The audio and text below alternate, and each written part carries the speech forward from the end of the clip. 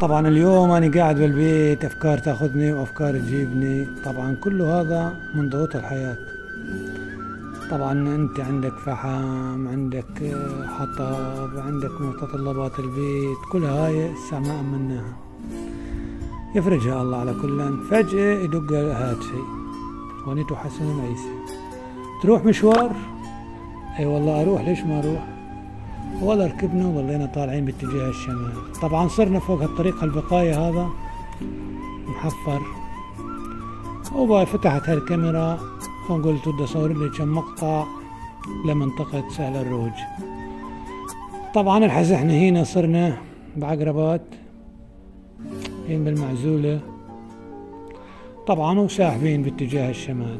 طبعا وصلنا هنا للبقايا. هنا الله يكون بعون هالشعب، هنا مطمور طمر من الغبرة.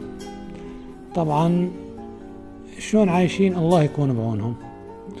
وهاليوم الدنيا شوب، بس ترى على الماتور اشوى شوي. والله سحبنا وعم اخذ لقطات عامة لمنطقة سهل الروج. لكاني لما اشوف هالخضار وهالقرى وهالشيء ترى يفتح قلبي من جوا. يعني الواحد ينسى هموم الحياة شوية.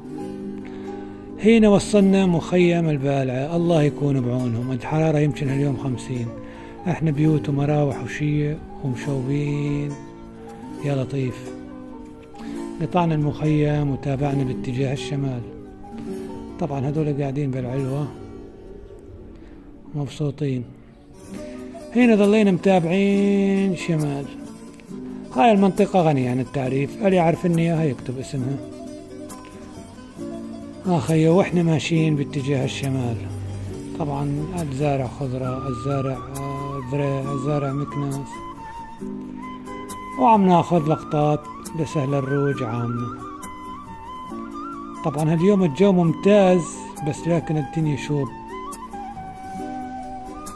اخي مثل هذول ساكنين بالمخيم الله يرجع كل غايب لهله. الحرارة هنا تقلق لي. اي والله.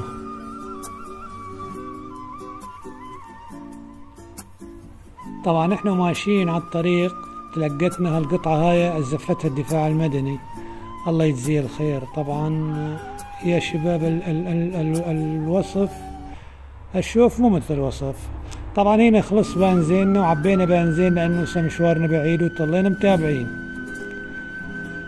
هنا الغنم ونرجع على سالفتنا الطريق. طبعا يا شباب الماشي على الطريق غير الوصف، غير الوصف نهائيا. لك هنا لا يصيبك دسك، لا يحرك عليك لا دسك ولا من يحزنون.